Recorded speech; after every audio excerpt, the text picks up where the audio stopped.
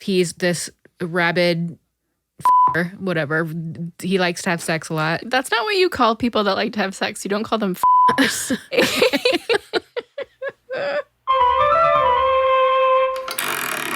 On this episode of Art of the Short, Jori and Bethers teeter concepts of liminal space, haunt their brains with daunting unknowns, and Jori and Bethers get straight up stumped. We'd like to remind you that all episodes of Art of the Short contain explicit content and a masterful amount of spoilers. If you'd like to read the story before entering, a free link is provided in the show notes, or if you give no f***s whatsoever, just keep listening. Art of the Short is an interactive literary art installation. We overextend our opinions on short stories and make art of our interpretations. Like, Bethers will brush up on her vocal chops while yodeling her views on the social constructs of gender and sexuality. Stuff like that. Join in the conversation and send us your artwork to add to the gallery at artoftheshort.com, and follow the installation on Instagram, Twitter, and Facebook at Art of the Short to see what others think of this short story through their art.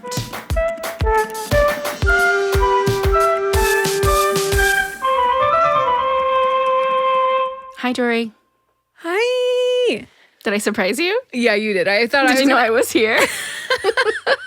I thought I was going to say something first. Surprise, we're recording the Artcast. We're here. Hi, it's happening. It's Art of the Short. We're doing it. Bethers, Donners, Peters. My eyes are big and bulging because I am so excited. Worked up about this piece and I'm this so experience. worked up about this piece and this experience. Listen, the readers won't know that I've been waylaying the start of this recording because I do not know what to say about this short story and I don't even know how to get started. So there's a little peek behind the curtain for you. But that's great, though. That's exciting. A little peeky poo. Well, how do you feel about my art? Your art? I'd say it's a question mark. I haven't formed an opinion. But that makes sense, though, to me. Oh, yeah. I think, I had the idea and then a thing arrived. Ooh. It came to me. It was delivered to me. Oh, my. I didn't have to seek it out. And I said, don't fight it. The powers that be. Just accept it. And then I never thought about it again. So that means this piece of work is so transcendent that it just came. It was it truly arrived. A blessing into your being. Well, yep. And you? Well, I am excited about my art this week. Oh, love to hear that. And it is provocative. It is, I mean, maybe it is. Maybe it's not to a lot of people. But I was totally into it. I spent more time on it than I needed to. Okay. And also kind of like a conundrum of a piece of artwork. I don't know if it means anything at all. Oh, literally same. Yeah. Yeah, right? 100%. But that's so representative, I feel of the story this week. So yeah, we'll see. We'll see how you feel. I'm gonna have to take a third party opinion because I don't know what to think about. Right? I'm so excited to hear what you have to say. Okay. Whew. Let's get into it because I'm too excited. Okay. This week's short story is by British author and wunderkind Daisy Johnson. Johnson's short stories alone have garnered multiple awards, including Harper's Bazaar Short Story Prize, the A.M. Heath Prize, the Edgehill Short Story Prize. But even more impressive, when Johnson was 28 years old, her novel Everything Under was shortlisted for the Man Booker Prize, making her one of the youngest nominees in history. A good weekend away with Johnson includes eating cheese, exploring rainy beaches, and an end-of-the-day martini. Yes, Daisy, I think we'd all get along just fine.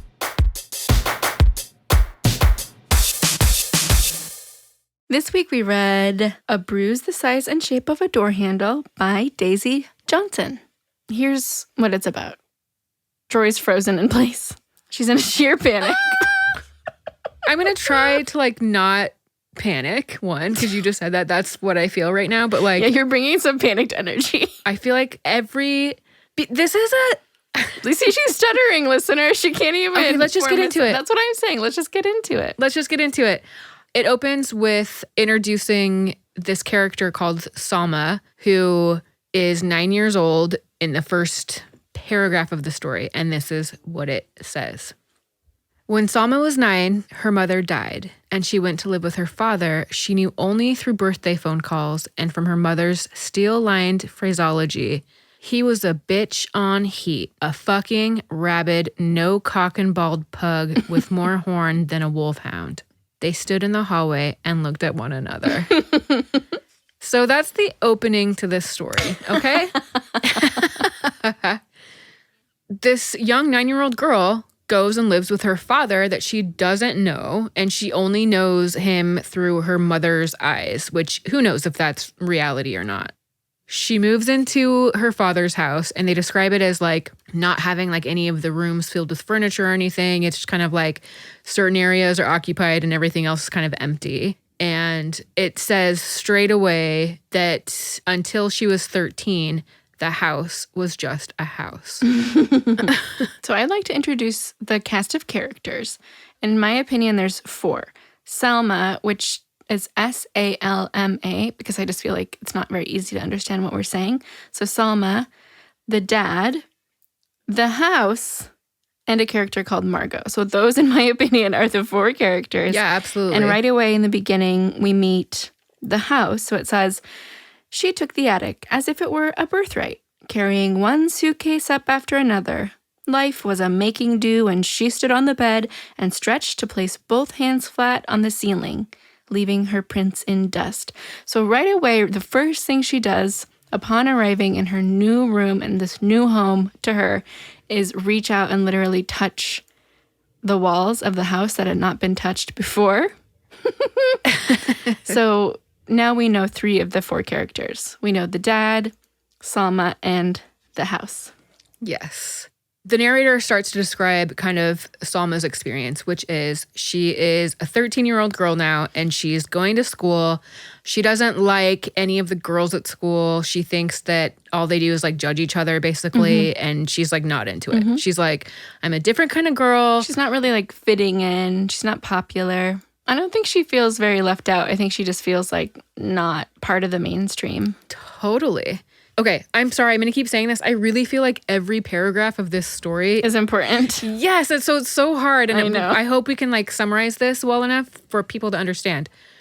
She talks about that she starts dreaming about the doors eyeing out of the walls. She says things like this. And then she says like the stairs descending in quiet conversations toward the floors. Like the house is starting to like come to life a little bit. And then she says sometimes all the cupboards in the kitchen were open. And so she's in this dream state that we're reading. Is it a dream state? She literally says, I dreamt that sometimes this happens. However, her dad, right after her dream thought, her dad walks in and he's like, why are you fucking around? Like, why are all the cupboard doors open? And she's like, oh, I was looking for cereal, and gives like an excuse for it. Yeah, she just lies. Yeah. And then the narrator says, give a house half a chance and it'll answer back. So like something is going on. Something is definitely suspect. But like we're not really led to believe, as far as I can tell, that Salma's father is noticing this. Like, I mean, he noticed the open doors, but then the next scene and the next description of the house's animation is that she's running home. She just started her period, which I'm a little disappointed, honestly, that a female author would tell this scene, because this is like such like a cliched first period in middle school scene. That's just like, I just wish there were a different telling. But she's running home, and it says that the house is like trying to distract her dad so that she's not embarrassed, so she can come home and wash her underwear. Yeah. But he doesn't seem to have any reaction that we hear about. I'm going to quote the author again, because it's really hard not to. Yeah. It's mostly because this house has a very like heavy impression on the story. So if you don't include it, you don't understand the rest of the story, or don't understand the story anyways. So after she starts her period, it says the house churned from top to bottom, ached across its spine, made a sound that could almost have been I. At his desk, Salma's father looked up, shook his head, and went back to work. Yeah, like what is he experiencing? That's what I don't understand. Their experiences are very different. It seems like it. So then after she starts her period, she kind of starts this habit of like skipping school and going to see these like movies. Art films, question mark? Art films. She sees this young woman come in, and instead of sitting alone, she like pushes past her and sits nearish her. And then the movie ends, and like they have some sort of mutual understanding such that they stand up, walk out together, and size each other up. Yeah. Her name is Margot. She says, I think it's gauche. I think it's a shame to be straight in this day and age. Like, I need to explore my bisexuality. And then all of a sudden, they're in her room. They hook up. Yeah. Thosh. They end up in the bedroom together. That's like exciting. It says the house dreamt what they would do before they did it. And Margot's not even noticing, but the walls are straining, coming close to watch, and that the breach of the house's effort was shaking the bed. Yeah. She's like in a reverie, a love state. Yeah. She's bathing long hours, which always reminds me of like the Royal Tenenbaums when Gwyneth Paltrow's character is always just like locked in the bathtub. The house is getting gradually more upset with this romance. Like more and more upset. The pipes are gurning, the radiators and kettles are like boiling hot. Then Salma decides to take matters into her own hands, marches down to the basement, opens up a toolbox, and like... I think she's like threatening the house. So she like leaves these tools all over the kitchen table, like, you better watch it. And then the next day she like, I think, goes and tries to like hammer the basement or something. Yeah, I think she does. But at this point, she's like so lovesick with Margot. Like she is increasingly like her guts are wrenching with love and she doesn't know how to express it. And in the story, she gets so locked in her own, like inside of herself that the only person she can tell is the house. She starts like whispering things into the cracks and crevices of the house. And there's like, I'll just read part of it. Okay. In response, only silence. But in the morning, she would wake with bruises shaped like curtain hooks, half blind from the detonation of a light bulb into a tiny, pained sun. She would find wall chips in the lasagna, pick shards of glass from the soles of her feet in the morning, walk into suddenly closed doors, trip on the raised ridge of a step. It was a jealous answer. Like, what's happening? I'm going to tell you what's happening. Okay. What's happening is that the house responds and it eats Margot. How dare you do that so fast? I said it very casually. It eats Margot. It eats her. It eats her. It eats her. It eats her. Dear listener, Margot has been... Enveloped. She gets like sucked in. enveloped by the house. Salma like cooks her this like breakfast or something, cakes and tea, and she's like gonna go tell her that she's in love with her. And then she can't find her. And she finds a pile of clothes on the floor, walks into the bathroom. Margot is like, I think masturbating and also like touching the wall, like pleasuring the wall. pleasuring the wall. See, Bethany tried to skim over this, but this is the meaty part, okay? The whole room starts enveloping Margot and she disappears. Margot was she gone. gets sucked into the house. Margot was gone. She starts bringing boys home from the pub. The house doesn't care for that either. She can still hear Margot's whispers in the walls and everything. The end.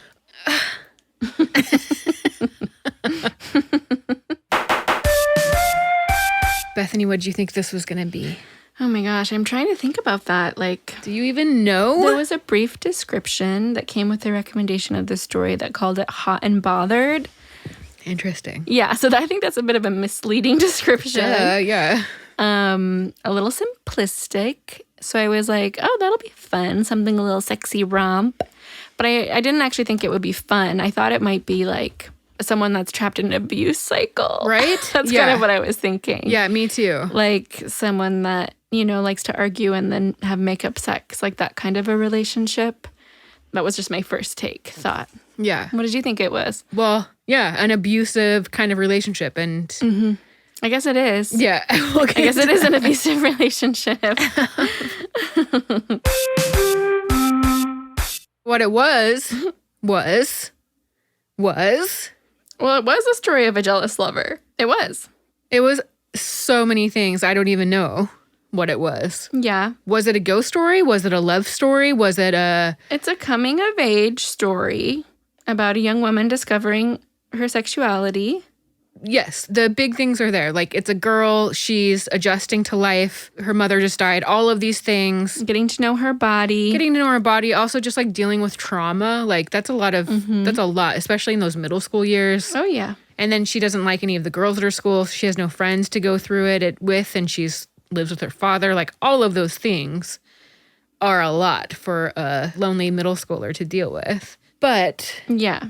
What it was a surreal kind of nightmarescape a little bit. Yeah. I walked away from this feeling like it was much more like a nightmare than a dream. I just don't know. I don't know what I thought. I mean, it can really go like so many ways though. Like it really could be like a young girl just like sitting in trauma, like trying to deal with the world. And you know that she likes artsy movies and maybe she's playing something out in her head. Mm-hmm. Literally, she just lives in a haunted house that is like trying to eat every one of her lovers. That's amazing. And succeeding, sometimes succeeding.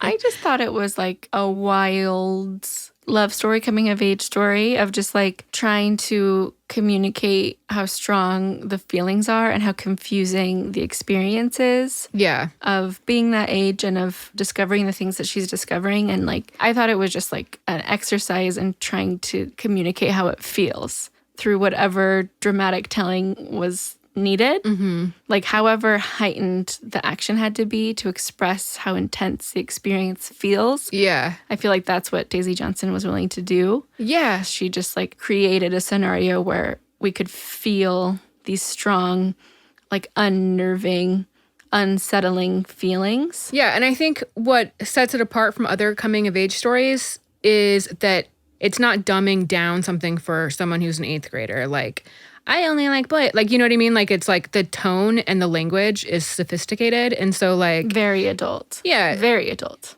You take it as, like, is this over my head? Or is it, like, literally what it is? It's just full of question marks. Like, I've never written so many question marks ever in my life. Me too. Okay, so my first question mark I'd like to address. Yeah. So this is the first thing that threw me into a bout of confusion. When she first arrives to the house... and she's daydreaming like obsessively about her dad and her mom still being together, even though they haven't been together forever and her mom's dead.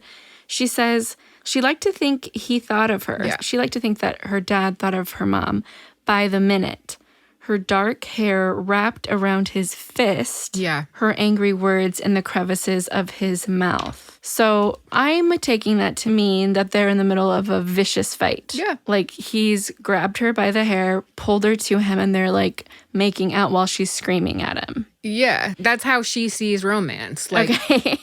So that was my first confusion. Like, am I reading that right? Because if so, that's insanely dark to open with. And that's what I'm saying. Like, is she abusing herself? And she's saying it like as if it's like a sweet thing to see. Right. I don't know. That really unsettled me right from the beginning because we are not given any further context. Yeah. We're given that one line and then she moves on. And I'm like, that can't be right. Like, that can't be what she's saying because there's no way she would be fantasizing about that. Like that's the sweet love. But people like act out what they're taught, right? Like, I don't disagree. I think that is what was happening. But as the reader, I was just like, I would imagine that would have been scary and traumatic. And like, she wouldn't be thinking about it fondly, which is how it's kind of described here. So that really threw me right in the beginning. It has everything to do with how the rest of the story proceeds. So if that's the case, that's how she views romantic love, then we're just now going down this really violent, really intense love story. Yeah. For an 8th grader. Being injured, like bodily injured. A bruise the size and shape of a door handle. Like, she can't disassociate romantic love and violence is, I think, the story that we're reading. Also, like, it's hard to tell if she's abusing herself or if her lover is abusing her. Like, you can't tell. Yeah, I think it's kind of besides the point. But is it, though? Because, like, the ending has an ending. Like, there's solid resolution to what happens. Like, her girlfriend disappears. Her dad even Oh, we didn't mention this, but her dad buys air fresheners to cover up the smell of rock salt, which I was like, did she kill her? Like, is she buried in the walls? Like, what the fuck happens? I don't know what rock salt means. I don't know what it means. Oh, the smell of rock salt? Yeah. Yeah, I think it smells like sulfur. Like all of a sudden the house started having a scent to it after her girlfriend disappeared and got sucked into the walls. Yeah. So to me, I was like, is she just like playing out all these like bizarre things to herself? Yeah. I don't even know. We don't even know if the house is alive or not. No, of course we don't know. Like, I don't even understand. Is the house real? I don't know. I'm not going to be able to sleep tonight. Okay, well, I have a couple things to tell you just briefly. Okay. If there was ever a time to try and find some clarity or try and find some understanding, this is the story. So I tried my best. I didn't get much, but I'll just share with you what I found. Okay.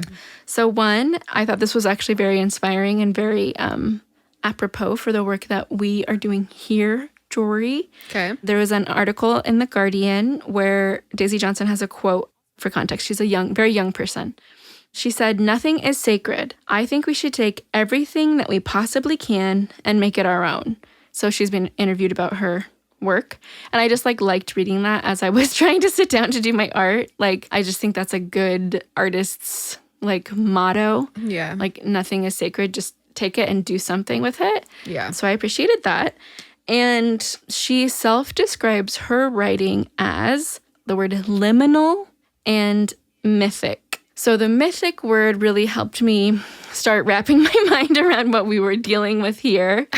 Okay, so liminal has two definitions. One, relating to transitional or initial stages of a process, to occupying a position at or on both sides of a boundary or threshold. Okay. So we talk about liminal spaces. Yeah, she hits the nail on the head. Yeah. So when I read those two things, that was wildly helpful to helping me understand what I had just read, because I came away with nothing but questions. Me too. And there's this new movement called fabulism.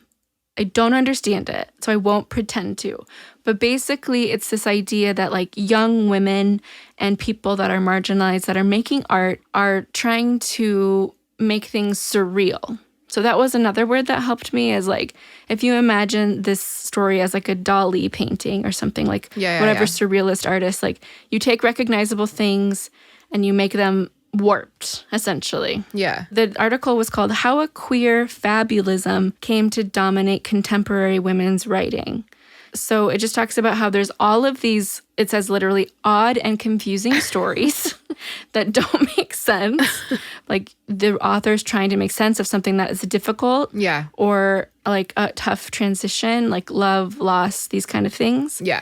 There was this whole explanation of how myth and storytelling serves a purpose. Yeah, yeah. So things like violent stepmothers or animal transformations are actually ways of teaching the youth how to understand things that they can't make sense of, and how to process things that are difficult. Yep. I found that all really, really helpful, and I don't really know what I would have done without that research. I would have just been left with more questions than answers. It feels like it has so much meaning, and then I'm like, but do I understand it? But that's what's cool about it, is that it's challenging you to think in a different way. I guess that's the beauty of literature, though, right? Mm-hmm. Beep, beep, beep, beep. What would you rate this story? Oh, boy. I guess 3 out of 5 jealous house lovers. Okay. I would give this story a 5 out of 5. Jealous house lovers. I thoroughly enjoyed every second of it. I loved how fresh it was, and you don't get to hear stories of same-sex love that is as heart-wrenching and deep and desperate and longing and I want to die if I'm not with you stories, you know what I mean, that are actually really good. And I thought this was that. Yes, it's a sexual awakening story for sure. That's my biggest takeaway anyways. But I really loved that it was putting two women, showing that you can have that much love toward another person who is the same sex, which I don't think you just don't get enough of that. Yeah, so I really appreciated that. Yeah, I think not getting 5 out of 5 for me was just like, I think maybe it was a lot. I think maybe this would be an incredible movie or maybe a novel or just like this treatment of it for me. Like, as I said, like I wasn't satisfied like leaving it with my own understanding of it because my own understanding of it wasn't sufficient for me to feel like I had a good experience. Yeah. I think it was super ambitious and I like am so happy that it exists. Like you were saying, like I'm so happy it exists. But like I can't, for me, give it 5 out of 5. There was just too many question marks. Like that's why I liked it. I liked it for all of those reasons. Because I was like, I don't know what I'm reading. And I wanted to go and find other work of hers and read, if she had a novel, read her novel or... She does.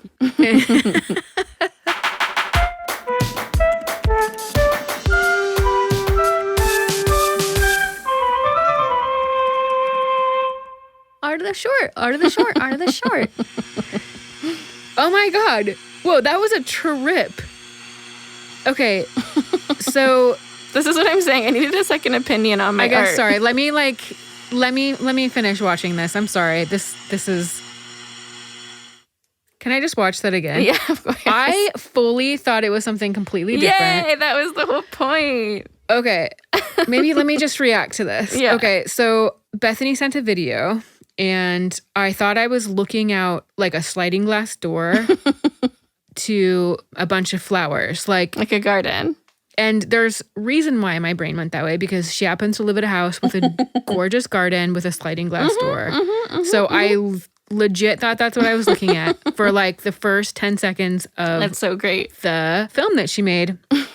It pans slowly to the left and it is a painting. A very famous painting. And then she pans up to, what are those called? Ceiling fan. Ceiling fans. I was like fan light. Pans up to the ceiling fan and lets it just hum there for a second.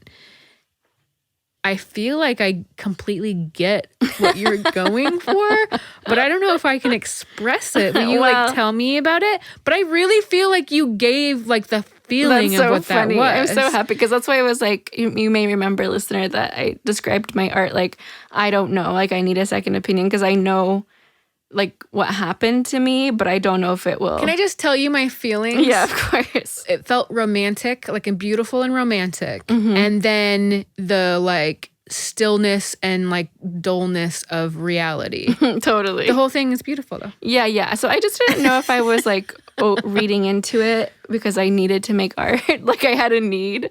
Like I was sitting there, I was learning about liminal spaces, and I was thinking like that idea of her art is really inspiring to me. Like I knew that was going to be my source of inspiration. So I was just like, what can I do that's about like boundaries? Like what? Yeah, like, cool. About not being here and not being there and like not really being either one. Cool. And then I just literally looked up and was like, oh, like this is actually cool. Like I don't know if I can make it look cool, but it is crazy because it is a painting of nature, but then there's nature reflected. So it's like glass is reflecting actual nature onto a painting of nature.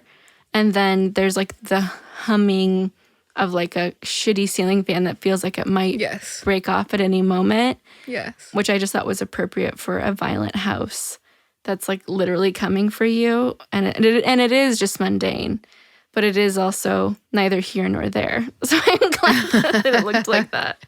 Okay, I'm ready for your art. Are you ready for me to look at it? Okay, go for it, girl. Ah! Oh, God. Holy molies. I can't believe we both send each other sound up videos. It's really funny, right? Okay, listener, we have a little house that's primarily... Oh, it's still going. Oh, God, hold on. Hold tight.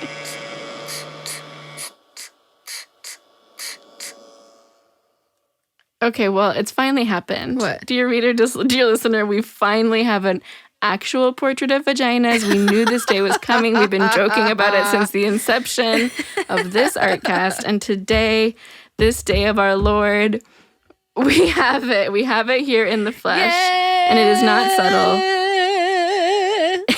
Nope. It's like a triptych of female body parts and vaginas. Yeah. They're pretty, though. They look like oysters or something. Yeah. And it's like an outline of a house and 3 little triptychy panels, like 3 little panels side by side. And then it's scribbled underneath. It says sex, sex, sex, sex, sex, sex, sex, sex, sex, sex, sex, sex, sex, sex, sex. But it's like a carpet. Like it's supposed to be the it's inside a of the rug. house. Okay, I couldn't see that as clearly. But yes, it's a sex rug. Like an attic space. There's little sounds that are going with the changing of the graphic from like a butt and boobs and like a vagina. And we have some like didgeridoo sort of sounds. Didgeridoo. Vaginas and didgeridoos. That's my aesthetic. That's your contribution.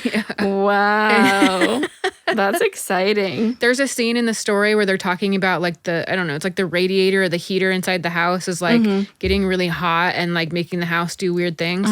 So it's like the sound of like electrical stuff. Yeah. There's a sexual awakening happening. Whatever it is. Yeah, for sure. It's that like crazy, deep, explosive feeling of that like the earth is gonna crumble up and disintegrate unless like whatever you want is gonna happen for you. And her first sexual experience is with a woman. So it's like female body parts and like, you know, just like the vibrating of like what that feels like. And there's like description in the story about it. Yeah, there are. But I wanted to also try to be like a little provocative because they go and they watch these like art movies. Yeah, what I was gonna say about this is that this looks like it would be like the opening cool credit sequence. I get it. Of an actual art cinema film. Like in our hometown, dear listener, that Jori and I grew up in, there was one cinema called the Bijou. The one. Literally one. It was an actual house, like an art house cinema, like an old-timey 3-story looking Victorian house thing. I think it was like a monastery or something. It was very vibey. Very vibey. And we saw a sex art films there. I mean, so many different art films. But this, like what Jori's made, looks like something we would see in one of those like short film festivals. So it's like very full circle. Thanks. I spent too much time. Yeah, that was some sincere effort. Like that was some good work. On the next episode of Art of the Short, Little Shorties, we'll be reading Room Number 5, Albergo, Dolce, Vita, Florence, Italy, by Cheryl Pappas.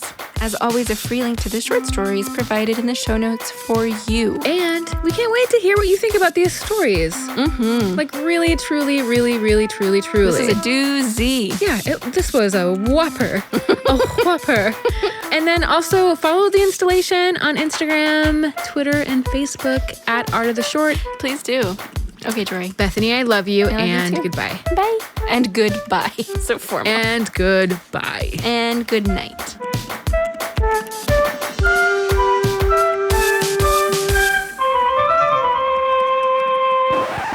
Bethany, if I have to explain like audio waveforms to you, I will.